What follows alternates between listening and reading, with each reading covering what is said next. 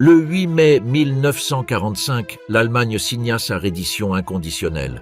Mais la guerre ne s'est pas arrêtée avec cette signature. Ce qui restait derrière était un continent pillé, une traînée de milliers de tonnes d'or volées, des millions d'œuvres d'art disparues, des technologies classifiées enfouies sous des montagnes et des armes oubliées au fond de la mer. Ce qui suivit fut une autre guerre, celle des découvertes. Au cours des 80 années qui suivirent la défaite du Troisième Reich, archéologues, plongeurs, chercheurs et citoyens ordinaires soulevaient des couches d'histoire cachées. Chaque découverte ramenait à la surface une fraction de ce que le régime nazi avait accumulé, caché ou submergé lors de sa fuite. Des panzers enterrés dans des sous-sols allemands, des collections d'artefacts du Reich derrière des étagères à Buenos Aires, tout le trésor de la Reichsbank à 800 mètres sous terre dans une mine de sel de Thuringe. Les nazis ne combattèrent pas seulement avec des armes. Ils ont systématiquement volé le patrimoine culturel de l'Europe, financé leurs machines de guerre avec de l'or provenant des banques centrales des pays qu'ils ont envahis et, dans les derniers mois du conflit, dispersé leurs réserves dans des mines, des lacs alpins, des navires et des sous-marins. Certains de ces trésors apparurent presque immédiatement. D'autres ont pris des décennies, et une partie d'entre eux, selon les fichiers les plus récents, n'a pas encore été retrouvée. Voici le récit des découvertes les plus choquantes, les plus précieuses et les plus étranges laissées par le Troisième Reich lors de son effondrement.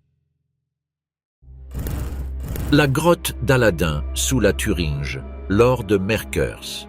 Le 4 avril 1945, le village de Merkers, dans l'état de Thuringe, passa aux mains du 3e bataillon du 358e régiment d'infanterie de la 90e division, faisant partie de la 3e armée du lieutenant-général George Smith Patton. C'était un carrefour dans la région du bassin de la Werra, sans importance stratégique apparente.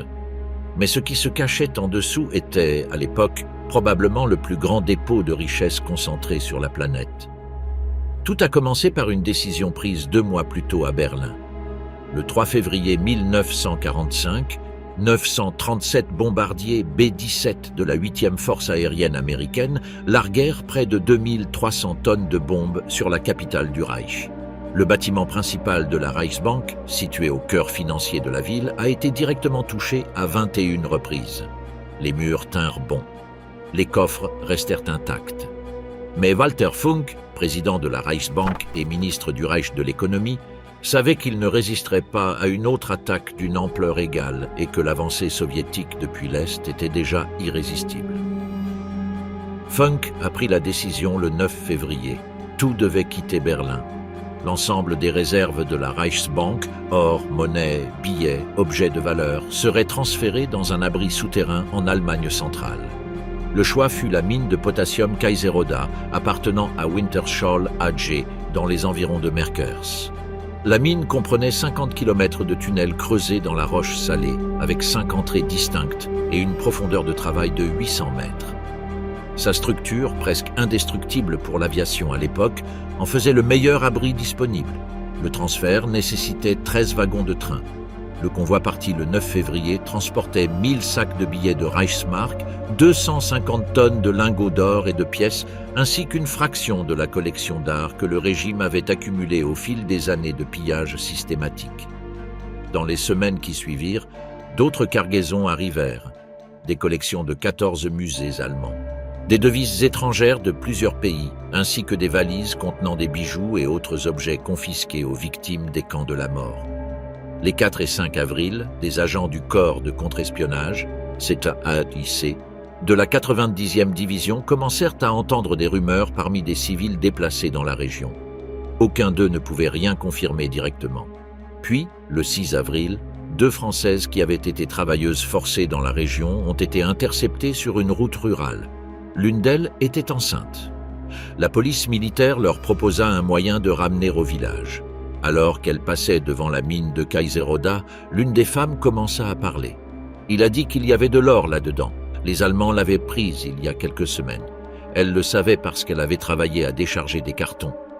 L'information parvint le même jour au lieutenant-colonel William A. Russell, officier des affaires civiles de la 90e division.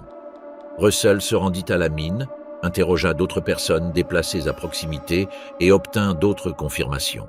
Le lendemain, il est descendu lui-même. L'ascenseur à câble unique a mis plusieurs minutes à l'emmener à une profondeur de 640 mètres. Lorsque les portes s'ouvrirent, Russell trouva la chambre 8, dont l'entrée d'origine avait été renforcée avec de la maçonnerie en briques. À l'intérieur, empilés jusqu'aux genoux en rangées menant jusqu'au mur du fond, se trouvaient des milliers de sacs scellés et numérotés. Werner Weick, caissier au département des billets étrangers de la Reichsbank, faisait partie des fonctionnaires ayant voyagé avec le convoi. Interrogé, il confirma ce que Russell soupçonnait. Ce qui se trouvait derrière cette porte était l'intégralité des réserves d'or du Troisième Reich. L'inventaire complet de la salle 8, enregistré par le Chef, quartier général suprême de la force expéditionnaire alliée, a donné des chiffres qui ont dépassé toutes les attentes. 8198 lingots d'or de haute qualité, 55 boîtes supplémentaires de lingots d'or emballés, des centaines de sacs contenant des pièces d'or et d'argent, 1300 sacs avec des marques d'or allemand, des livres sterling et des francs français d'or, 711 sacs de pièces de $20 américains en or, 2380 sacs et 1300 boîtes en papier Reichsmark, 20 sacs d'argent et 40 sacs de lingots d'argent. La valeur totale de l'or était estimée à 250 millions de dollars en 1945, ce qui équivaut à plusieurs milliards en valeur actuelle. Il représentait 93,17% des réserves totales de l'Allemagne à la fin de la guerre. Mais l'or n'était qu'une partie de ce que la mine cachait. Dans d'autres tunnels de la Kaiseroda, des soldats trouvèrent 400 tonnes d'œuvres d'art, des peintures provenant de 14 musées allemands, dont des œuvres du Kaiser Friedrich Museum de Berlin, des livres de la collection Goethe à Weimar, des gravures du cabinet d'estampes de Berlin, des manuscrits enluminés et des tapisseries. Parmi les tableaux retrouvés figurent dans le jardin d'hiver d'Édouard Manet, et avec toute cette richesse, quelque chose qu'aucun soldat ne s'attendait à voir, valises et mallettes pleines d'alliances, boucles d'oreilles, montres et dents en or.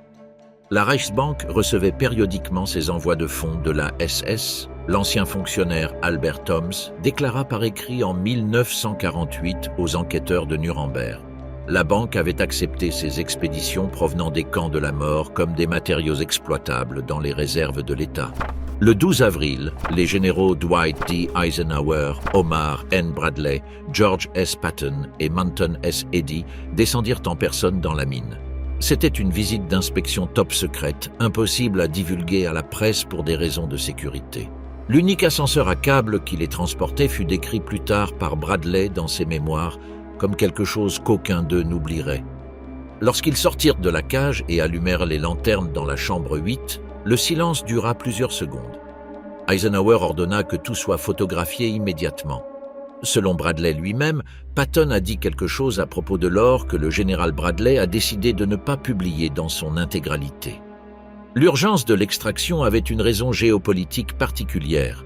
Selon les accords de Yalta, signés en février de la même année par Roosevelt, Churchill et Staline, la région de Thuringe fut attribuée à la future zone d'occupation soviétique.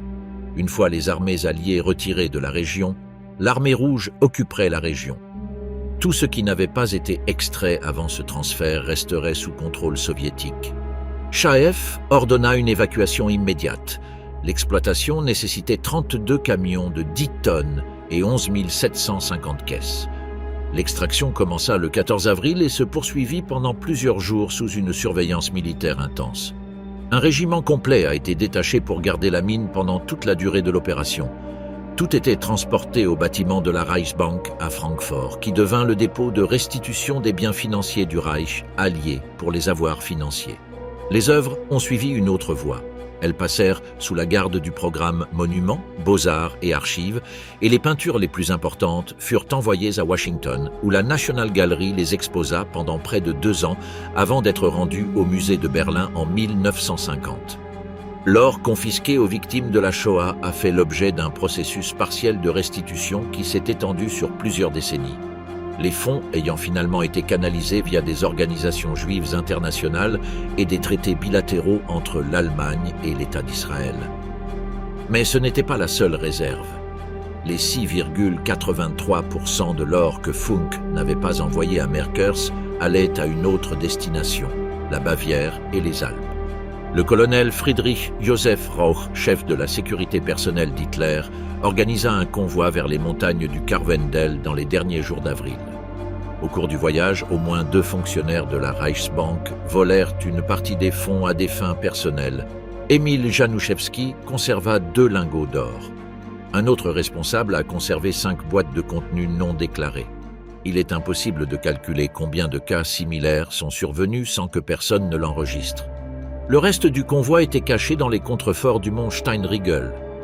Rauch, acculé par les Américains de la T-Force, l'unité alliée spécialisée dans la recherche des ressources nazies, a négocié son propre retour en échange de la révélation de l'emplacement.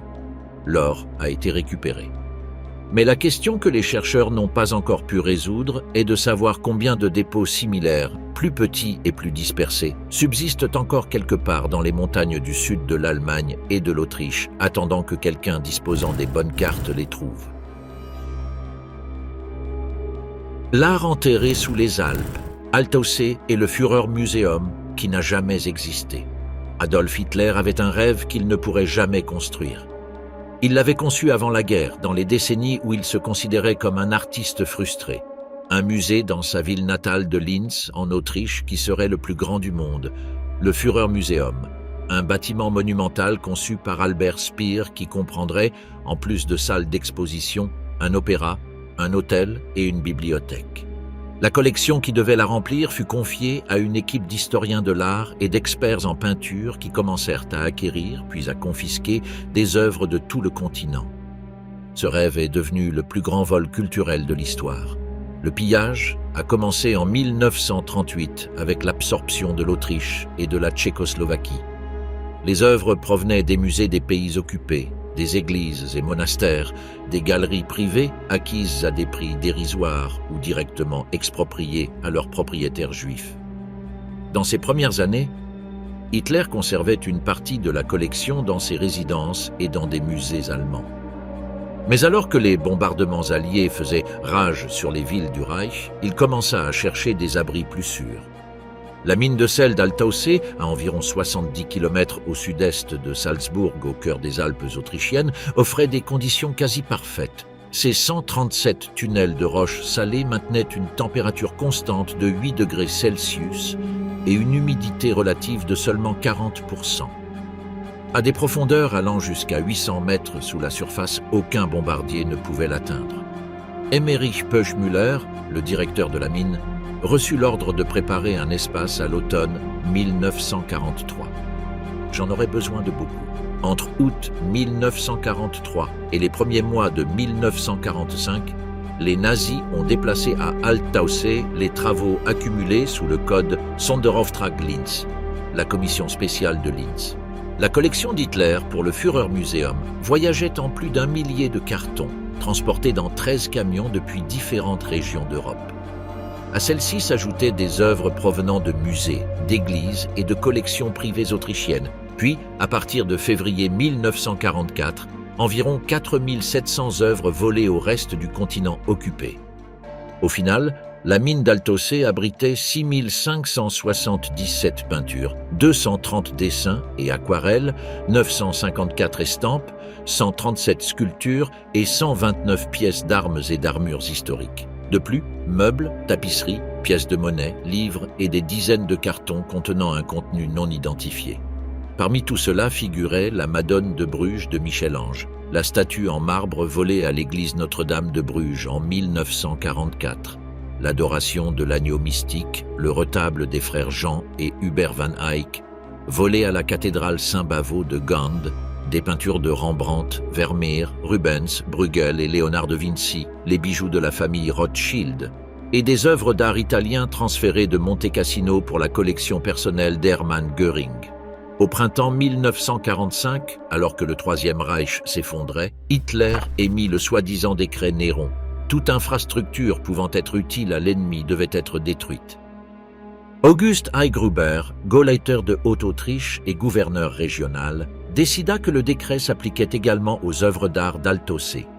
Le 15 avril, sans consulter personne, il ordonna que 8 boîtes en bois des raids de bombardement alliés sur Linz soient amenées dans la mine. Chaque boîte contenait une demi-tonne d'explosifs. Pour cacher leur contenu, il les marquait d'une étiquette. « Attention, marbre, ne frappez pas ». Les mineurs d'Altocé l'ont découvert. Ce n'était pas difficile. Les caisses étaient énormes et lourdes, et les hommes qui travaillaient dans ces tunnels depuis des années connaissaient l'odeur du bois neuf et le poids des explosifs. La plupart ne pensaient pas aux œuvres d'art. Ils pensaient à la mine, au gagne-pain de leur famille depuis des générations, aux tunnels creusés par leurs grands-parents, au seul métier que beaucoup d'entre eux connaissaient. Détruire la mine serait détruire la région. Emmerich Pöschmüller tenta de convaincre Heygruber. Il a échoué. Le plan alternatif fut élaboré par 2 hommes au profil radicalement différent. Hermann Koenig, dont le fils était un déserteur de la Wehrmacht et se cachait dans la résistance, et Alois Rodaschl, affilié au parti nazi. La politique a été mise de côté. Rodaschl décida que la seule personne capable d'arrêter Heygruber était Ernst Kaltenbrunner, chef de la Gestapo et second de la SS, qui s'était réfugié dans la région à la fin de la guerre. Le contacter impliquait un risque énorme. Mais Kaltenbrunner, étonnamment, accepta. Tôt le matin du 3 au 4 mai 1945, une douzaine de mineurs ont retiré les 8 engins explosifs de la mine. Les soldats de la Wehrmacht, qui gardèrent les entrées, épuisés et désorientés, rendirent leurs armes sans résistance et prirent la fuite. Lorsque le commando envoyé par Heygruber arriva pour faire exploser les explosifs, ils trouvèrent les entrées principales dynamitées et bloquées par les mineurs eux-mêmes. Heygruber ordonna l'arrestation de Kaltenbrunner. La confrontation entre les 2 hommes fut tendue avec des cris et des menaces, mais les soldats chargés d'exécuter l'ordre préférèrent déserter avant l'arrivée imminente des Alliés. Le 8 mai 1945, une unité d'infanterie américaine a occupé Altaussee. Le major Robert Posey et le caporal Lincoln Kirstein, tous 2 membres du programme des monuments, des beaux-arts et des archives des États-Unis, les soi-disant monuments Men, étaient arrivés quelques jours plus tôt, alertés par des informateurs. Le 9 juillet, le restaurateur d'art George Stout supervisa personnellement le début de l'extraction. Des camions militaires commencèrent à transporter les caisses vers les points de collecte alliés à Munich. L'opération dura des semaines. Au total, des ouvrages aujourd'hui impossibles à évaluer économiquement ont été retirés de la mine d'Altaussee. Le processus de restitution a commencé en 1945 et n'a pas été achevé. Certaines peintures sont revenues à leurs propriétaires en quelques années. D'autres ont pris des décennies. Une partie fait encore l'objet de litiges juridiques ou reste non identifiée dans les dépôts muséaux européens. Les descendants d'Alois Rodaschl, l'homme dont l'audace a sauvé le trésor, ne savaient pas pendant des décennies ce qu'il avait fait. La chambre ambrée, le mystère qui reste non résolu. Il y a des pertes qui semblent définitives, et il y a des pertes dont l'absence elle-même devient une obsession historique. La salle d'ambre du palais de Catherine à Tsarskoye Selo, à 25 km au sud de Saint-Pétersbourg, est les 2. La salle a été construite au XVIIIe siècle pour le palais de Catherine, sous le règne de Pierre le Grand. Ses murs étaient couverts de panneaux d'ambre baltique d'une couleur orange foncé qui variait avec la lumière, incrustés d'or, de miroirs et de mosaïques de pierres semi-précieuses. La pièce mesurait environ 55 mètres carrés. La valeur de l'ambre seule, selon les estimations les plus conservatrices du XXe siècle, dépassait 142 millions de dollars. Pour ceux qui le connaissaient, c'était l'une des créations les plus extraordinaires de l'artisanat européen. Le 22 juin 1941, l'Allemagne nazie envahit l'Union soviétique. Les ouvriers des musées de Leningrad ont réagi avec une rapidité remarquable. En quelques jours, ils commencèrent à emballer, cacher et évacuer des millions d'objets des galeries d'art et des palais impériaux vers la Sibérie. Mais la salle d'ambre posait un problème unique. Ces panneaux, fragiles et collés directement au mur, ne pouvaient être démontés sans risque de destruction irréversible. Les conservateurs ont décidé de les recouvrir de papier et de papier en lambeaux. Ils espéraient que les Allemands ne savaient pas ce qui se cachait derrière cela. Les Allemands le savaient parfaitement. Les troupes nazies prirent Tsarskoye Selo en septembre 1941. Ils avaient des instructions précises. En quelques jours, les spécialistes de la SS démontèrent les panneaux d'ambre avec une efficacité qui surprit même les soviétiques qui en furent témoins. 36 cartons emballés et prêts à être transportés. Les panneaux se sont rendus à Königsberg, l'ancienne capitale de la Prusse orientale, l'actuel Kaliningrad russe, où ils ont été exposés au château de Königsberg sous la supervision du directeur du musée, Alfred Rode. La chambre y est restée 3 ans. En janvier 1945, l'armée rouge avança sur Königsberg. La bataille fut brutale. La ville fut dévastée par les combats et les bombardements alliés.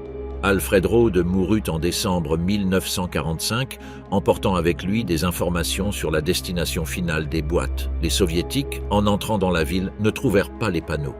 Le château de Königsberg fut partiellement incendié. Les cartons avaient disparu. Pendant des décennies, la recherche de la salle d'ambre fut l'un des projets les plus coûteux et controversés de l'archéologie d'après-guerre. L'hypothèse la plus largement acceptée par les historiens, y compris ceux de l'Institut d'État russe d'histoire de l'art, est que les panneaux furent détruits lors de l'incendie du château ou lors des derniers combats pour la ville. Mais aucun fragment d'ambre brûlé n'a été trouvé en proportion suffisante pour confirmer cette conclusion. D'autres théories ont conduit à des expéditions dans des mines et tunnels sous la ville, dans des gisements de sel en Saxe, au fond de la mer Baltique.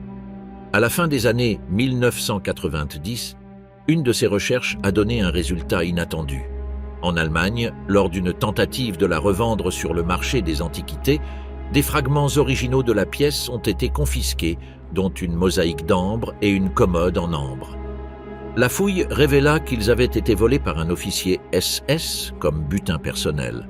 En 2000, l'Allemagne a rendu ses parties à la Russie. En 2003, avec la participation financière d'entreprises allemandes, une réplique complète de la salle d'ambre, construite en ambre de la région de Kaliningrad, a été inaugurée à Tsarskoye Selo. Le projet a duré 24 ans. L'original, d'une valeur estimée par les experts actuels entre 300 et 500 millions de dollars, manque toujours.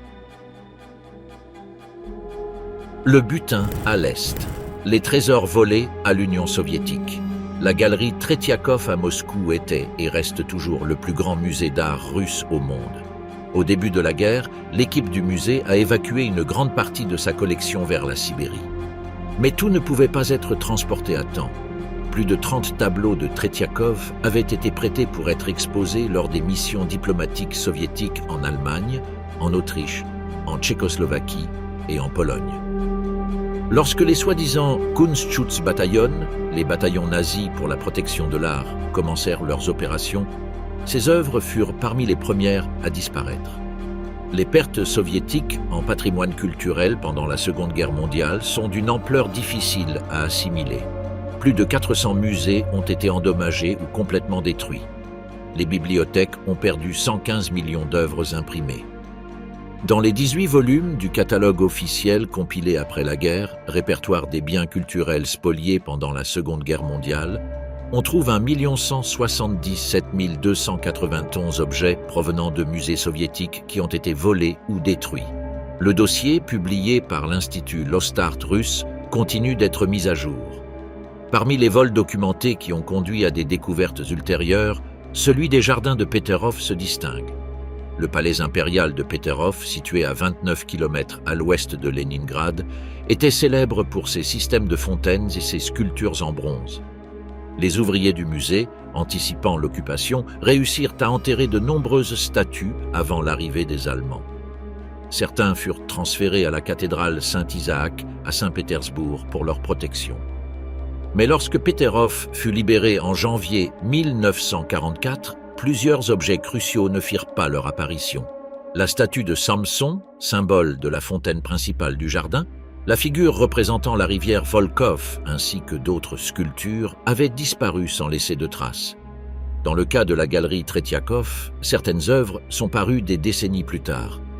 En 2006, l'un des paysages nordiques du peintre Alexander Borisov, les collines de Vilchiki au coucher du soleil à la mi-septembre 1896, acheté à l'époque par le fondateur de la galerie, Pavel Tretiakov, a été retrouvé dans un marché d'antiquités et ramené à son lieu d'origine.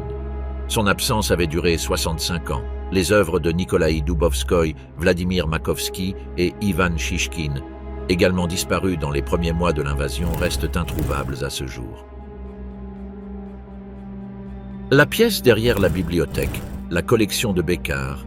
Le 8 juin 2017, dans le quartier résidentiel de Béccar, à 21 km au nord de Buenos Aires, des agents d'Interpol et de la police fédérale argentine ont exécuté un mandat de perquisition sur une propriété de l'avenue Centenario. L'opération initiale avait un objectif différent. Elle faisait partie d'une enquête sur le trafic d'objets culturels chinois figurant sur la liste rouge de l'UNESCO, plus précisément des cloches en bronze de la dynastie Tang, que la division de la protection du patrimoine culturel de la police fédérale suivait sous le nom de code Opération Proche-Orient. Le propriétaire de la maison était Carlos Alberto Olivares, un antiquaire de réputation respecté dans les cercles de collectionneurs du nord de la banlieue de Buenos Aires. Connu et bien connecté parmi les acheteurs d'objets historiques, il ne suscita pas de soupçons. Les agents qui entrèrent dans la propriété parcoururent les pièces sans trouver rien d'extraordinaire au départ. Puis ils arrivèrent à une étagère blanche, sans livres. Un des agents la poussa. Il y avait une porte derrière. La pièce qu'ils trouvèrent en la traversant était soigneusement organisée. Étagères en bois, vitrines en verre, objets disposés avec la minutie d'un collectionneur systématique. Ce qu'il contenait laissait les agents sans voix. Le commissaire inspecteur d'Interpol Argentine, Marcelo Daniel El Haib, l'a fait entendre directement aux médias. Il s'agissait du plus grand lot d'artefacts du Troisième Reich jamais saisi dans l'histoire argentine. Au total, 83 pièces, dont 72 étaient uniques. Des rapports d'experts ultérieurs ont confirmé que la plupart étaient des originaux. La liste était extraordinaire par sa variété. Bustes d'Adolf Hitler de différentes tailles, bronze et céramique. Une statue de l'aigle impérial sur un piédestal en marbre avec la croix gammée gravée à la base, identifiée au sceau de l'usine de couverts Carl Eichhorn, une entreprise fondée à Solingen en 1865 qui avait produit de l'acier pour la SS tout au long de la guerre. Un sablier avec la croix gammée gravée dans le cadre. Une planche Ouija imprimée en allemand. Des couteaux cérémoniels de différents rangs, médailles et décorations militaires avec leurs étuis d'origine, bannières partiellement préservées, jumelles de campagne, un harmonica, une boîte de tabac avec des incrustations, photographies et négatifs de l'époque. Et plusieurs jouets, harmonies pour enfants, jeux de société, figures d'endoctrinement, conçus pour les jeunesses hitlériennes, que la ministre de la Sécurité Patricia Bullrich a publiquement qualifié de « objets pour endoctriner les enfants ». Ce sont les instruments médicaux qui troublaient le plus les chercheurs. À l'intérieur de valises élégantes en cuir sombre parfaitement conservées, plusieurs dispositifs de mesure anthropométrique ont été découverts. Le plus troublant, une boussole mesurant un crâne gravé de la croix gammée, identique à celle utilisée dans les programmes de classification raciale du régime. Jonathan Karchenbaum, directeur du musée de l'Holocauste de Buenos Aires, qui a participé à l'identification des pièces, a déclaré « Celui qui m'a le plus frappé était l'objet de mesure du crâne racial. » Cet instrument appartenait à un système pseudo-scientifique dont l'application la plus extrême fut réalisée par des unités de l'Ahnenerbe, l'Institut de recherche SS, et par des médecins de camp tels que Joseph Mengele, qui utilisait des mesures crâniennes et des analyses physiques comparatives dans ses expériences à Auschwitz. Il y avait aussi des loupes, plusieurs dans leurs affaires originales. L'un d'eux était accompagné de quelque chose d'inattendu, un négatif photographique. Lorsqu'elle a été révélée, elle montrait Adolf Hitler tenant une loupe identique. Le 20 et 1 juin 2017, le journal allemand Bild a publié en première page le titre « Le trésor d'argent d'Hitler trouvé ». Les chercheurs ont montré l'image aux médias à condition qu'elle ne soit pas reproduite. Il était techniquement impossible de prouver que la loupe appartenait au Führer sans documents supplémentaires. Mais Martin Bardel, actuel directeur de la société Carl Eichhorn, a confirmé aux enquêteurs argentins que plusieurs des objets retrouvés portaient le sceau de son entreprise et qu'elle avait fabriqué des modèles spécialement commandés pour les hiérarchies du régime. Quand un désir venait d'un client, il s'agissait de le satisfaire. Avec les reliques nazies, les agents ont trouvé 38 momies d'animaux égyptiens et des os de glyptodon, un mammifère sud-américain préhistorique, dans la même pièce, ce qui suggère qu'Olivares collectait des objets d'origine multiple. Le mélange de pièces du Troisième Reich avec des antiquités d'autres cultures et époques a conduit les chercheurs à évaluer deux hypothèses. Que la collection avait été constituée sur des décennies par Olivares lui-même via le marché noir international, ou qu'elle avait été achetée en bloc par l'intermédiaire d'intermédiaires liés au réseau de la communauté allemande en Argentine. L'hypothèse dominante parmi les chercheurs et les membres de la communauté juive argentine pointait vers cette dernière. L'Argentine, sous le régime du général Juan Domingo Perón, avait maintenu une position de sympathie pour l'Axe pendant la guerre et avait ensuite facilité l'arrivée de criminels de guerre européens avec de faux documents gérés, dans certains cas, en collaboration avec des agents de l'Odessa et certains secteurs de l'Église catholique délivrant des documents d'identité via la Croix-Rouge. Joseph Mengele, le médecin d'Auschwitz, vécut à Buenos Aires dans les années 1950 sous le nom d'emprunt de Helmut Gregor avant de fuir au Paraguay en 1959. Adolf Eichmann, architecte de la logistique de l'Holocauste, a été enlevé par des agents du Mossad à Buenos Aires en mai 1960 et exécuté en Israël en juin 1962 après avoir été condamné à mort. Il avait vécu pendant des années dans le quartier de San Fernando sous le nom de Ricardo Clément, travaillant à l'usine Mercedes-Benz de González Catán. Le fait que deux des criminels de guerre les plus recherchés au monde aient vécu sans être détectés dans la capitale argentine pendant plus d'une décennie rendait plausible que des collections personnelles de haut rang arrivent également dans le pays. La police fédérale n'a pas réussi à faire avouer à Olivares l'origine des objets. Le commissaire El Haïbe a noté que le marchand d'antiquités évite probablement de révéler d'où vient cette collection. Il a été inculpé de possession d'objets d'origine illégale, mais est resté en liberté sous enquête judiciaire menée par la juge fédérale Sandra Arroyo Salgado. Les accusations en Argentine pour possession de matériel nazi sont complexes. La loi antidiscrimination interdit l'exposition publique de tels matériaux s'ils incitent à la haine, mais la possession privée n'est pas toujours directement punissable. En octobre 2019, le musée de l'Holocauste de Buenos Aires a reçu la garde officielle de la collection. Marcelo Mindlin, président du musée, a déclaré lors de la conférence de presse du 2 octobre que les objets encourageaient la haine, la mort et la destruction et feraient partie d'une exposition permanente au service de la transmission des valeurs démocratiques, de l'éducation et de la lutte pour la mémoire. Les 83 artefacts restaient sous la garde du musée pendant que le procès se poursuivait. Aujourd'hui, ils font partie de l'une des collections les plus complètes d'histoire du nazisme disponible en Amérique latine. L'énigme au fond de la mer. Machines, sous-marins et technologies submergées. À l'automne 2000, une équipe de chercheurs du musée de technologie du Schleswig-Holstein, à Kiel, en Allemagne, a lancé une expédition de recherche dans les eaux de la mer Baltique.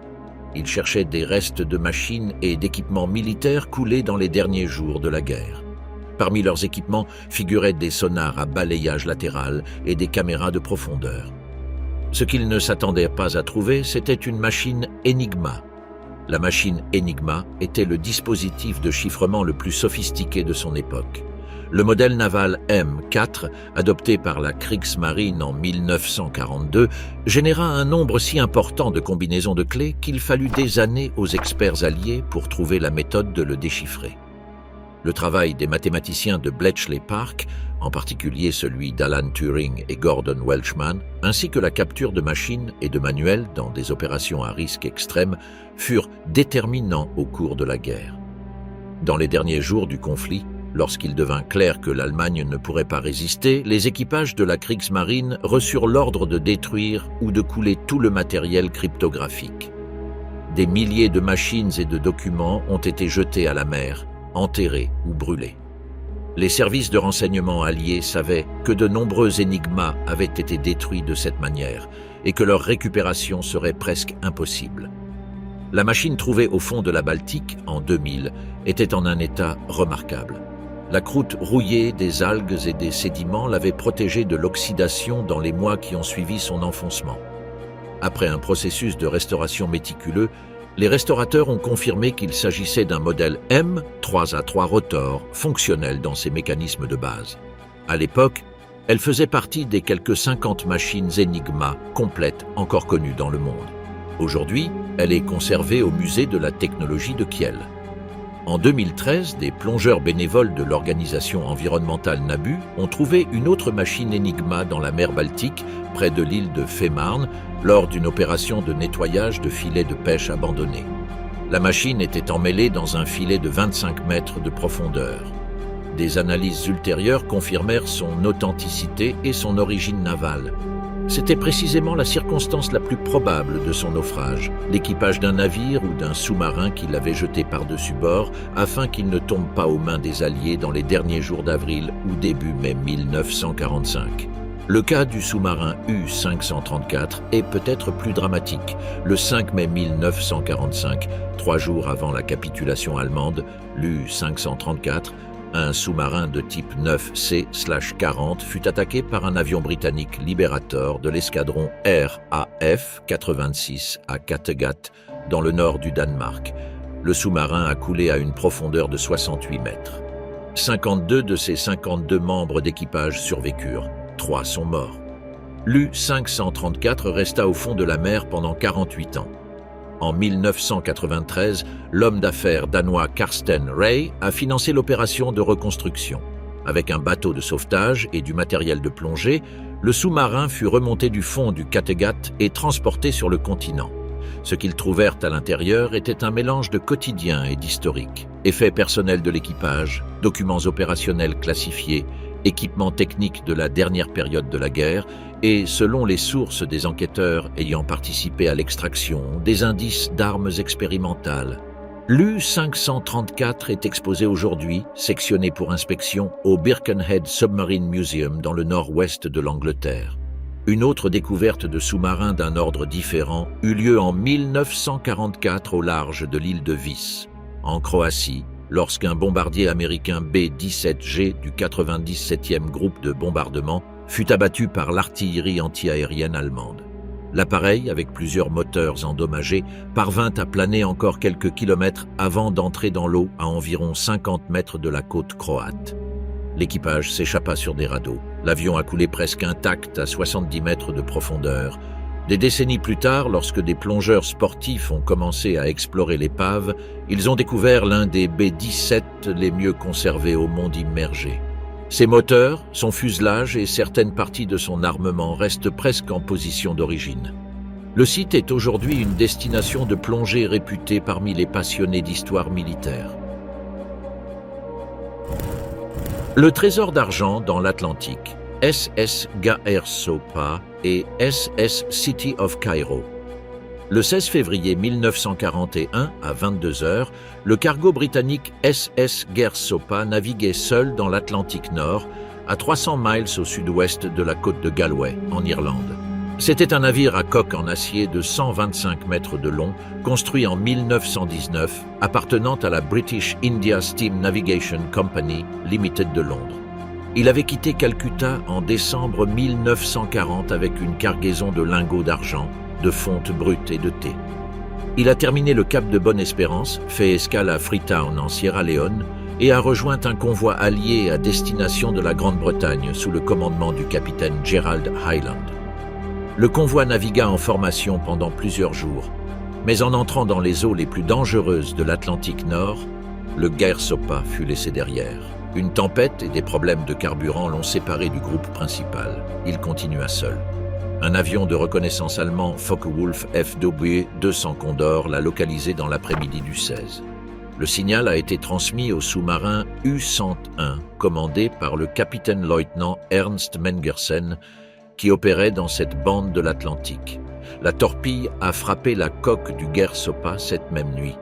Le navire coula en quelques minutes. Sur les 85 membres d'équipage, seuls 6 réussirent à atteindre un canot de sauvetage sous le commandement du second officier R.H. Ayers. Ils dérivèrent pendant 13 jours dans l'Atlantique Nord en plein hiver avec des températures sous zéro et une mer agitée. 5 sont morts au cours de ce voyage. Seul Ayers parvint à atteindre la côte irlandaise. Il fut le seul survivant de l'équipage. Les Gaer-Sopa descendirent à une profondeur de 4700 mètres. Avec elle tomba son lingot d'argent. Selon les documents d'assurance de l'époque, 7 millions d'onces Troy au total, dont plus de 3 millions d'onces d'argent privé assurées par le gouvernement britannique pour une valeur déclarée de 600 000 livres en 1941. Le gouvernement britannique versa cette somme en compensation aux propriétaires de la cargaison et le navire devint officiellement la propriété de la couronne. Pendant près de 70 ans, le Guerre Sopa s'est étendu au fond de l'Atlantique Nord, dans des eaux internationales à 480 km au large des côtes irlandaises. En 2010, le département des transports du gouvernement britannique a lancé un appel d'offres public pour le sauvetage de la cargaison. La société gagnante était Odyssey Marine Exploration, basée à Tampa, en Floride, déjà reconnue pour ses opérations d'archéologie et de récupération en haute mer. Les termes du contrat stipulaient qu'Odyssey conserverait 80% de la valeur nette récupérée. Le Royaume-Uni recevrait les 20% restants. En septembre 2011, les véhicules télécommandés, ROV de l'Odyssey, ont suivi le fond atlantique dans la zone de naufrage documentée. Ce qu'ils trouvèrent confirma immédiatement l'identification.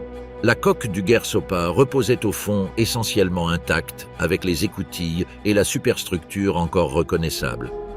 À cette profondeur, les courants sont minimes. La température de l'eau est d'environ 2 degrés Celsius et la pression est d'environ 470 atmosphères. Ces conditions avaient préservé le métal avec une efficacité remarquable. Les opérations minières ont débuté en mai 2012 à bord du Seabed Worker de 88 mètres. Les ROV effectuaient des découpes précises dans certaines zones de la coque pour accéder au compartiment à cargaison sans compromettre l'intégrité de l'épave. Le travail a été défini par le PDG d'Odyssey, Greg Stem, comme un retrait chirurgical des métaux précieux des zones sécurisées du navire. Le 23 juillet 2012, la société a annoncé la première phase de récupération, 1203 lingots d'argent, soit 48 tonnes au total, soit 1,4 million d'onces troy. Les lingots ont été transportés vers des installations sécurisées au Royaume-Uni. Les numéros de série gravés sur chaque barre correspondaient exactement à la documentation d'assurance de 1941. En 2013, la deuxième campagne a été menée. Cette fois, les ROV ont extrait 1574 lingots supplémentaires, soit 61 tonnes de plus, incluant des zones de la cale qui, lors de la première opération, étaient inaccessibles aux courants locaux. À la fin des deux campagnes, l'Odyssey avait récupéré 2792 lingots d'argent, représentant plus de 99% de la cargaison assurée documentée. L'opération a été classée par la société et par les médias spécialisés comme la plus grande récupération de métaux précieux en eau profonde jamais réalisée. Le projet a fait l'objet d'une série de 3 épisodes sur la chaîne Discovery Channel sous le titre Silver Rush. Des chercheurs de l'équipe Odyssey qui ont participé à la documentation de l'épave ont également trouvé 700 pièces de courrier postal coulées avec le navire. Beaucoup de lettres, protégées par des sacs de sport scellés dans lesquels elles voyageaient, conservaient une encre lisible. C'étaient des lettres de soldats sur le terrain, de familles séparées par la guerre, de marchands. Le projet de préservation de cette correspondance a été documenté dans le livre Voices from the Deep, publié plusieurs années plus tard.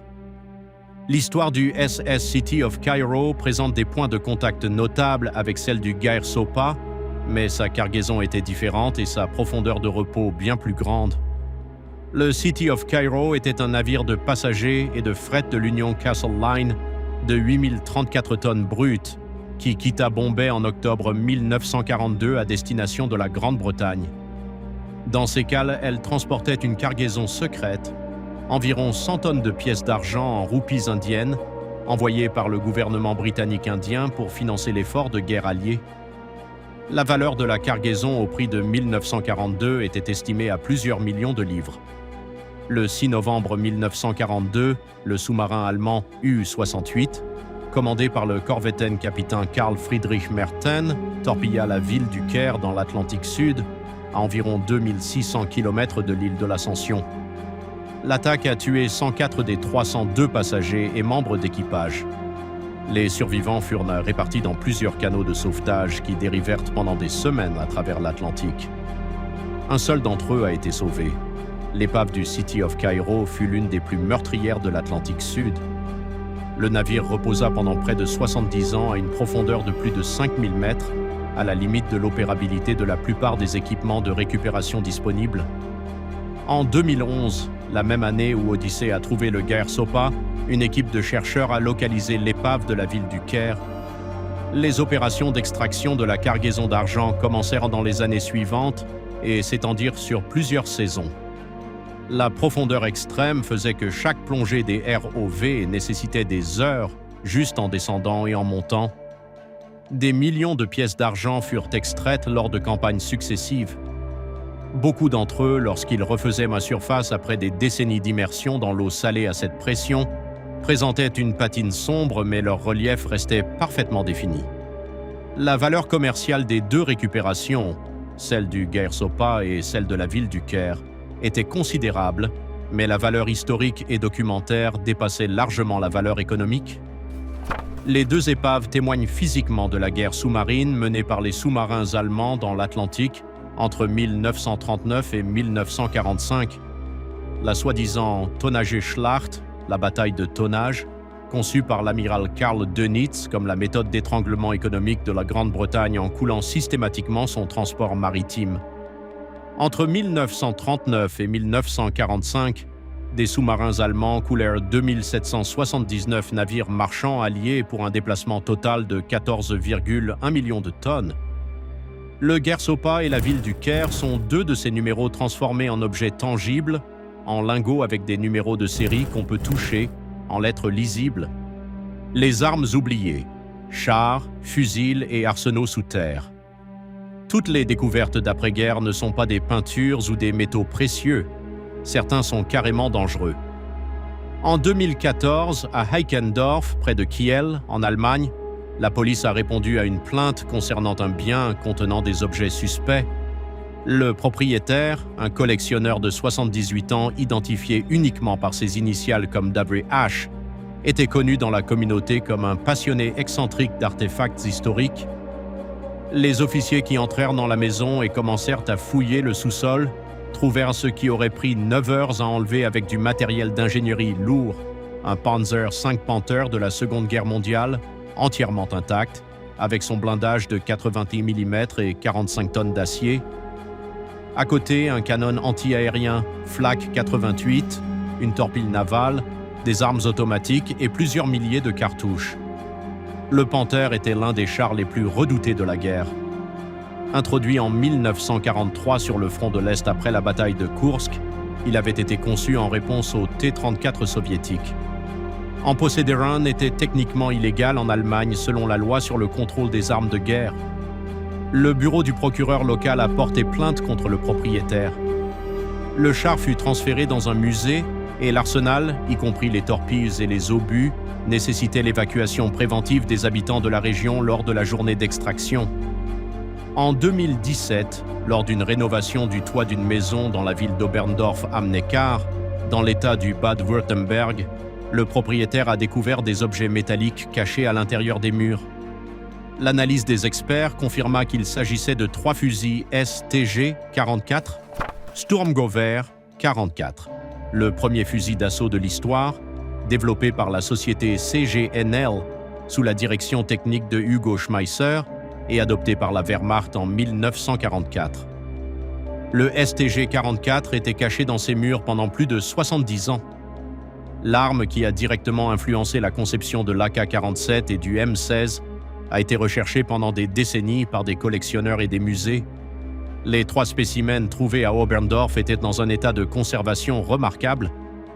En Pologne, un pays qui fut l'une des scènes les plus dévastées de toute la guerre, la découverte d'arsenaux nazis est une constante. En 2019, dans un ancien fort militaire près de Poznań, des ouvriers de maintenance ont ouvert une section scellée en 1945. À l'intérieur, ils trouvèrent une boîte en bois contenant 18 pistolets Walter P-38 dans leur emballage d'origine, avec de la graisse de conservation encore présente dans les mécanismes. La mine de Wieliczka, célèbre ville du sel classée au patrimoine mondial, possède des zones encore peu explorées où les Allemands sont soupçonnés d'avoir accumulé du matériel lors de leur retraite. La tradition de trouver du matériel de la Seconde Guerre mondiale en Pologne ne se limite pas à une recherche archéologique organisée. Les citoyens ordinaires sont régulièrement confrontés à des obus, des grenades et des mines lors de travaux agricoles ou de construction. Dans le désert occidental de l'Égypte, dans les zones proches de la bataille d'El Alamein, on estime que plus de 25 millions d'engins explosifs ont été neutralisés lors des opérations de déminage au cours des décennies qui ont suivi la guerre.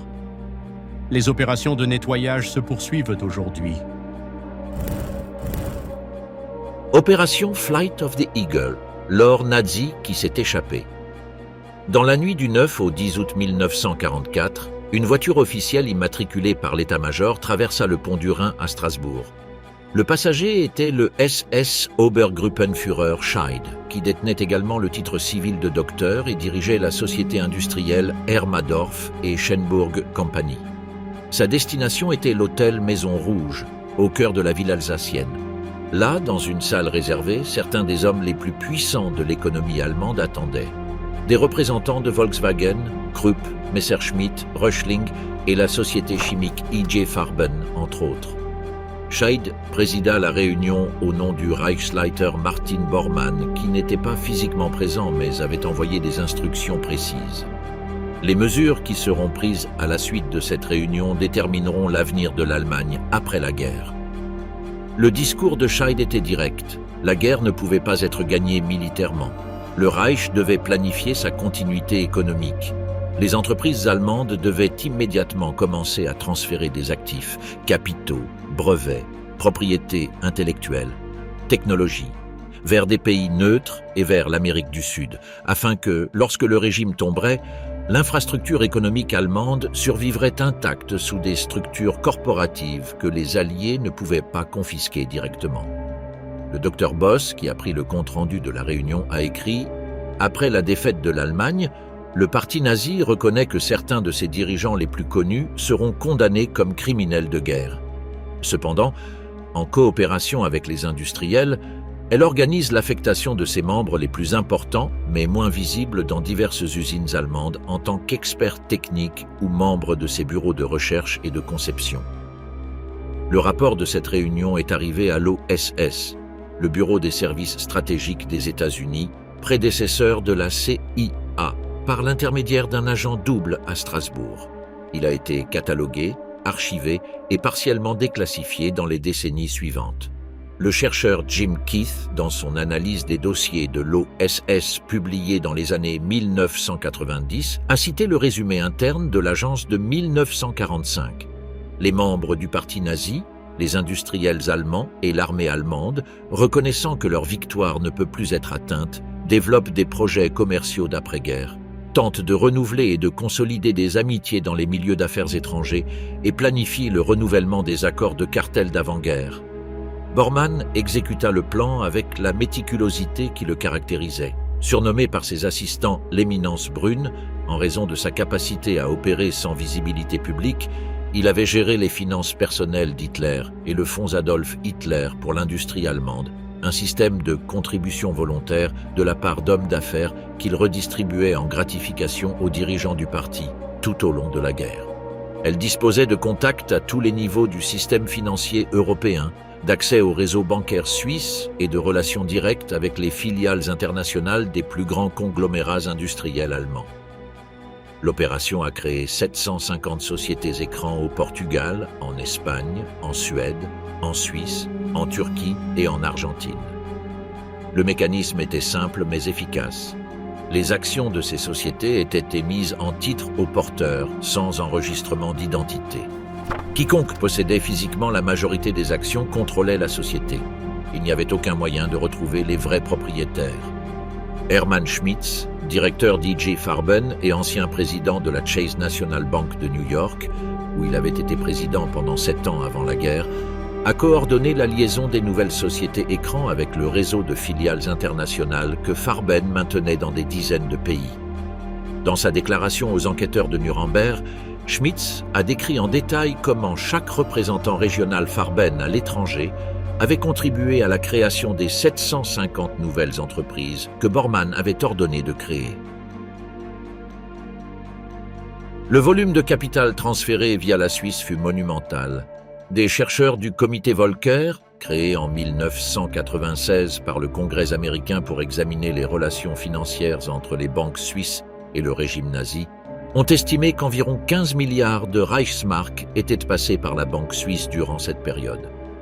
En se transformant en l'équivalent du pouvoir d'achat de 1944, cette somme représentait 3% du PIB américain de cette année-là. Avec des intérêts composés sur plus de 5 décennies, le comité Volcker a estimé que la valeur cumulée de ce capital était dans la région du billion de dollars. Il ne s'agissait pas seulement de dépôts en compte courant, cela incluait des investissements à long terme dans des entreprises industrielles européennes qui ont survécu sans être perturbées à l'effondrement du Reich et faisaient partie du tissu économique de l'Europe d'après-guerre. Les connexions bancaires qui soutenaient tout ce système remontaient aux années 1930. En 1936, la famille Rockefeller et la J. Henry Schroeder Bank de New York avaient conjointement fondé Schroeder, Rockefeller & Company, qui a apporté un soutien financier à l'axe Rome-Berlin durant les années d'avant-guerre. L'un des directeurs était Kurt von Schroeder de la Banque des règlements internationaux à Cologne, qui était également impliqué dans les activités de la Gestapo. Standard Oil of New Jersey, SSO, a modifié l'immatriculation de sa flotte de pétroliers au Panama et a continué à vendre du carburant à l'Espagne fasciste qu'il a transféré à Hambourg. L'American International Telephone et Telegraph Corporation, ITT, a maintenu des relations commerciales avec l'Allemagne même après l'entrée en guerre des États-Unis en décembre 1941, vendant des fusées d'artillerie via sa filiale allemande. Son président pour l'Allemagne, Gerhard Westrick, était, selon le journaliste Jim Marrs, un proche collaborateur de John Foster Dulles, qui deviendra plus tard secrétaire d'État américain sous la présidence d'Eisenhower. Ces liens d'entreprise étaient exactement le type d'infrastructure dont Bormann avait besoin pour gérer l'opération Eagle Flight. La capitale nazie qui quitta l'Europe n'atteignit pas le vide. Elle trouva des structures économiques déjà opérationnelles, des réseaux bancaires avec des décennies d'histoire et des personnes en position d'influence ayant leurs propres raisons de faciliter la transaction. Des documents de l'OSS déclassifiés entre 1989 et 1997, après que le Congrès américain a adopté en 1997 la loi sur les crimes de guerre nazis et la divulgation des documents de l'Holocauste, ont révélé des détails sur ces liens qui étaient restés classifiés pendant des décennies. La route physique du capital prenait différentes formes. Les lingots et pièces d'or voyageaient dans des valises diplomatiques et dans des compartiments secrets de véhicules officiels vers la Suisse, l'Espagne et le Portugal. Les brevets industriels, en chimie, électronique, pharmaceutique et armement, ont été transférés sur papier à des filiales dans des pays neutres. Des techniciens spécialisés recevaient de fausses informations de réfugiés et commencèrent à franchir les frontières vers l'Espagne, puis vers l'Amérique du Sud, principalement en Argentine et au Brésil. Martin Bormann, selon le journaliste Paul Manning dans son livre Bormann, Nazi en exil, publié en 1982 et en partie basé sur des sources du FBI, coordonnait ce flux depuis sa propre cachette dans les dernières semaines de la guerre via un système postal se rendant en Suède, d'où des informations codées étaient transmises par radio haute fréquence vers des points de réception en Suisse, Espagne et Argentine. Le sort final de Bormann fut, comme mentionné, la mort au début de mai 1945, confirmée par une analyse ADN en 1998. Mais l'organisation qu'il a construite a continué à fonctionner sans lui. Paul Manning, qui a accédé à une partie des dossiers du FBI sur l'affaire, a décrit la structure laissée par Bormann comme l'accumulation la plus importante de pouvoir monétaire sous un seul contrôle de l'histoire du monde, citant un banquier anonyme interrogé pour le livre. Cette affirmation est exagérée dans ses proportions, mais reflète l'ampleur réelle de ce qui a été documenté. La voie d'évasion des criminels de guerre, les soi-disant Ratlin, était le complément humain de ce système financier. Odessa, organisation der ehemaligen SS Angehörigen, organisation des anciens membres de la SS, fournissait de faux papiers d'identité et des passages sécurisés pour les officiers SS et les dirigeants du régime qui devaient quitter l'Europe. Certaines de ces routes passaient par l'Italie, où les monastères et les responsables ecclésiastiques fournissaient des documents de la Croix-Rouge internationale qui, dans le chaos d'après-guerre, délivraient des cartes d'identité de réfugiés sans nécessité de vérification approfondie. Depuis l'Italie, les fugitifs traversaient en Espagne ou au Portugal et embarquaient pour l'Argentine, le Paraguay, la Bolivie ou le Brésil. L'Argentine était la destination favorite. Le président Juan Domingo Perón avait maintenu pendant la guerre une position de neutralité qui, en pratique, était proche de la sympathie pour l'Axe. Son gouvernement facilita l'arrivée de techniciens et de spécialistes allemands qui, selon le récit officiel, étaient des professionnels engagés pour le développement industriel du pays. En réalité, beaucoup d'entre eux étaient des personnes dont ils ne pouvaient pas révéler un passé. La communauté allemande en Argentine, avec des dizaines de milliers de membres dans des villes telles que Buenos Aires, Cordoue, Bariloche et Villa General Belgrano, offrait un environnement social où il était possible de vivre sans attirer l'attention pendant des décennies. La question qui reste ouverte n'est pas de savoir si l'argent nazi s'est échappé d'Europe, cela est documenté. La question est de savoir combien de ce capital fonctionne encore aujourd'hui, des décennies plus tard, au sein de structures corporatives internationales dont les titres aux porteurs n'ont jamais enregistré le nom de leur propriétaire d'origine. Les dossiers déclassifiés répondent à une partie de l'histoire. L'autre partie, selon le comité Volcker et les chercheurs ayant travaillé avec ses conclusions, pourrait ne jamais être entièrement reconstituée. Projet Paperclip, quand Discovery était technologique. Toutes les découvertes d'après-guerre n'étaient pas des objets physiques enterrés ou engloutis. Le plus lucratif de tous était invisible. Il se trouvait dans les archives, dans les laboratoires et dans l'esprit des scientifiques du Troisième Reich. En septembre 1946, le président Harry Truman autorisa officiellement le projet Paperclip, un programme secret destiné à déplacer certains scientifiques allemands vers les États-Unis. La condition officielle d'admission était que les candidats n'aient pas été membres actifs du parti nazi ni démontré une loyauté explicite envers Hitler. La réalité était différente. La Joint Intelligence Targeting Agency, JIOA, a mené des enquêtes sur les antécédents des candidats et a constaté que pratiquement tous étaient des nazis enthousiastes. La décision prise, enregistrée dans des documents partiellement déclassifiés entre 1989 et 1997, était que leur renvoi en Allemagne entraînerait probablement l'exploitation de leurs connaissances par l'Union soviétique, représentant une menace plus grande pour la sécurité américaine que toute sympathie nazie qu'ils pourraient avoir. Il fut ordonné que les dossiers des candidats soient effacés de toute référence nazie. En 1955, plus de 760 scientifiques allemands avaient obtenu la citoyenneté américaine dans le cadre du projet Paperclip à l'insu du président Truman. Le plus connu d'entre eux fut le SS Sturmbannführer Werner Magnus Maximilian von Braun, âgé de 33 ans à son arrivée aux États-Unis. Il avait été directeur technique du centre de recherche sur les fusées à Peenemünde, le complexe situé sur la côte baltique où le missile A4, connu opérationnellement sous le nom de V2, a été développé. Le V2 était une fusée à carburant liquide capable d'atteindre des altitudes de 88 km et des vitesses supérieures à 5700 km/h, avec une autonomie opérationnelle d'environ 320 km. Entre septembre 1944 et mars 1945, plus de 3175 d'eux furent lancés contre des cibles alliées, principalement Londres et Anvers. Aux États-Unis, von Braun a d'abord travaillé pour l'armée sur le développement de missiles balistiques. Il a ensuite fondé l'agence qui allait devenir la NASA. En 1969, la fusée Saturne V, qui a emmené l'homme sur la Lune, était un produit direct de son travail. C'est peut-être le cas le plus clair de l'histoire où les découvertes d'après-guerre ont eu des conséquences qui ont transformé des civilisations entières. Les Soviétiques ont mené leur propre version du Paperclip, appelée Opération Oso-Aviakim.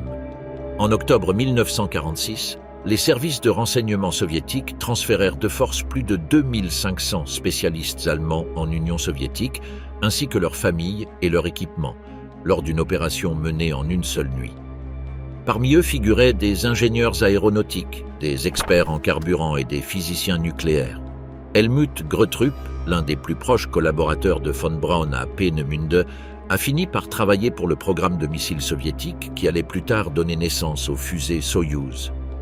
Dans les dossiers que les Alliés ont capturés dans des laboratoires allemands, ils ont également trouvé les plans du moteur à réaction BMW-003 du ME-262, le premier avion de chasse à réaction opérationnelle de l'histoire, le HE-162, ainsi que des dizaines d'autres prototypes. Dans les ateliers de Nordhausen, en Thuringe, les troupes américaines ont trouvé des installations souterraines où des prisonniers des camps de concentration, principalement du camp de Mittelbau-Dora, avaient été contraints de fabriquer des V2 dans des conditions de travail qui ont entraîné la mort d'environ 20 000 personnes. L'usine souterraine, creusée dans la montagne Konstein, possédait 2 tunnels principaux de 1,8 km de long et 43 tunnels transversaux. Elle contenait la chaîne de montage la plus sophistiquée que l'armée américaine ait jamais vue. La saison arctique et les limites du monde. Pendant des décennies, l'existence d'une station météorologique nazie secrète sur l'île d'Alexandra-Land, dans l'archipel de François-Joseph, était considérée comme peu plus qu'une simple note de bas de page dans l'histoire de la guerre. L'île, qui fait partie de l'archipel russe dans l'Arctique, se trouve à environ 900 km du pôle Nord. En 1943, les Allemands en avaient besoin. Les opérations de la Kriegsmarine dans l'Atlantique Nord et l'Arctique dépendaient de données météorologiques précises. Les fronts de pression, les vents et les conditions de visibilité furent décisifs pour les attaques de sous-marins et pour l'aviation.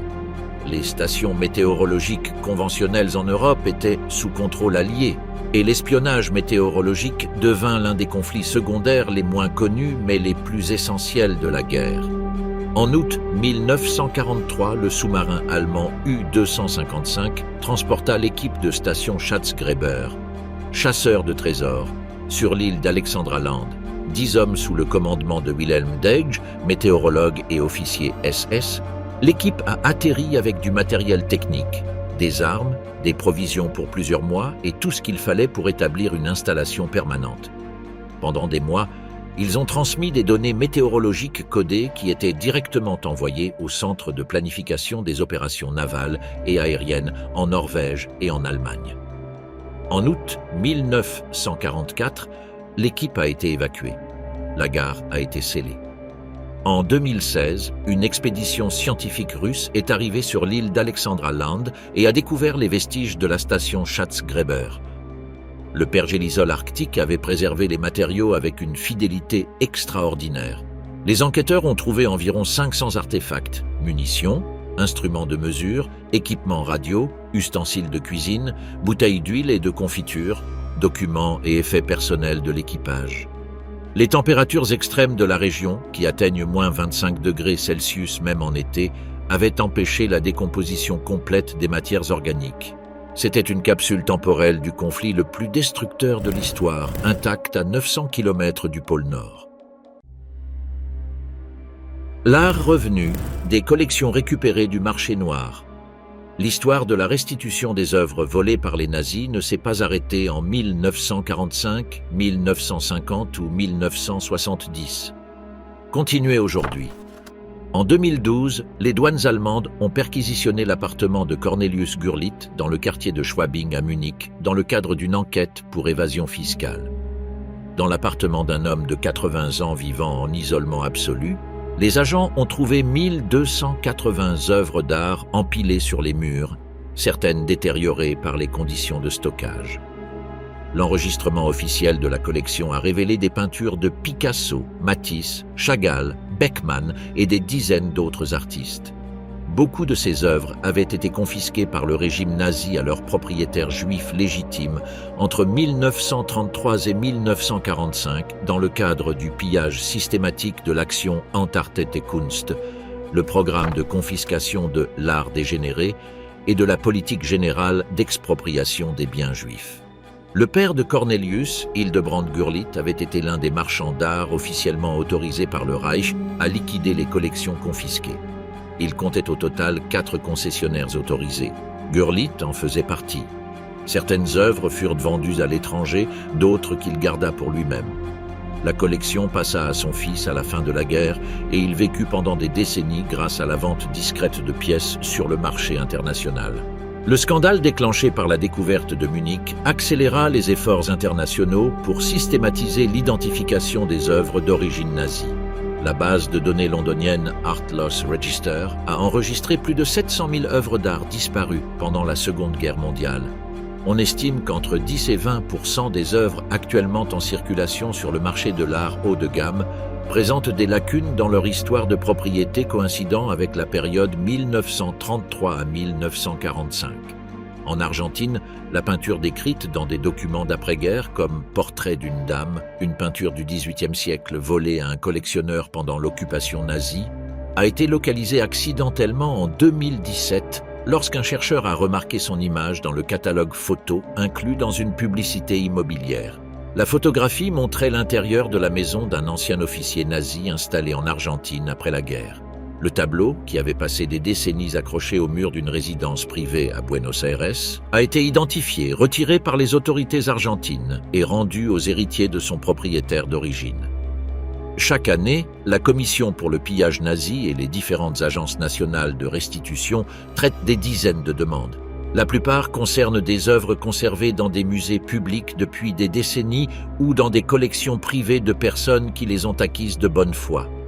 Ce processus génère inévitablement des conflits juridiques qui peuvent durer des années. La déclaration de Washington de 1998, signée par 44 pays, a établi les principes fondamentaux qui devraient guider de telles restitutions. Mais l'application réelle de ces principes varie énormément d'un pays à l'autre et d'un cas à l'autre. La valeur totale des œuvres d'art volées par les nazis qui n'ont pas encore été récupérées ou restituées est impossible à calculer avec précision. Les estimations les plus citées comptent entre 100 000 et 650 000 œuvres. Si une valeur moyenne conservatrice est adoptée, le chiffre total pourrait s'élever à plusieurs centaines de milliards de dollars sur le marché actuel. Qu'est-ce qui dort encore ? Sous les eaux du Rhin, au large de Coblence, en 2011, des ouvriers travaillant sur le lit de la rivière pendant une saison sèche qui a partiellement asséché la rivière, ont découvert une bombe aérienne britannique de 1800 kg. Ils n'avaient pas pu la faire exploser de manière contrôlée sur place. 45 000 personnes ont dû être évacuées des environs de la ville avant qu'elle ne puisse être neutralisée. C'était le rappel le plus tangible que la guerre n'est pas complètement terminée. Elle attend simplement. Chaque année, les autorités allemandes neutralisent entre 2000 et 5000 munitions non explosées héritées de la Seconde Guerre mondiale. En Pologne, en Belgique, en France, aux Pays-Bas et dans les pays baltes, les chiffres sont équivalents ou supérieurs. Le sol européen reste, au sens littéral, la plus grande archive de l'histoire du conflit. Des mauvaises herbes poussent dans la forêt des Ardennes en Belgique parmi les décombres de 500 véhicules américains abandonnés en 1945, car les transporter à travers l'océan coûtait plus cher que de les y laisser là-bas. Les courants du Pacifique ont rouillé les coques des embarcations de débarquement qui ont coulé au large de Sepang et Guadalcanal. Au lac Kies, en Norvège, des plongeurs ont trouvé des armes allemandes que les troupes avaient rejetées à l'eau lors de la retraite de 1945. Dans les tunnels de l'île d'Origny, dans la Manche, une partie du système de bunkers construit avec du travail forcé reste encore inexplorée. Les archives, de plus, continuent d'être ouvertes. En 1997, le Congrès américain a adopté la loi sur la divulgation des dossiers des crimes de guerre nazis sur l'Holocauste et les crimes de guerre, qui imposait la déclassification progressive de millions de documents provenant de l'OSS, du département d'État et d'autres agences. Beaucoup de ces documents révèlent des liens entre le capital nazi, les banques suisses, les entreprises industrielles et les services de renseignement d'après-guerre qui n'ont pas encore été pleinement enquêtés. L'historien américain Greg Bradsher, des Archives nationales des États-Unis, qui a publié en 1999 l'étude définitive sur le trésor des Merkers, l'a formulé précisément. La restitution totale de ce qui a été volé par le nazisme n'a pas été réalisée et ne le sera probablement jamais. Pas parce que les objets n'existent pas, mais parce que le temps, la guerre et le silence des coupables ont effacé trop de traces. Ce que le Troisième Reich a laissé en chute, c'est un puzzle dont les pièces sont éparpillées sur le fond de l'océan. Toutes les mines d'Europe centrale, tous les marchés d'antiquités du monde, tous les dépôts muséaux qui contiennent encore des objets avec des lacunes dans leur histoire. Chaque nouvelle pièce qui apparaît recompose un peu plus l'image qu'avant, et chacun se souvient, avec une précision brutale, du prix de ce qui s'est passé.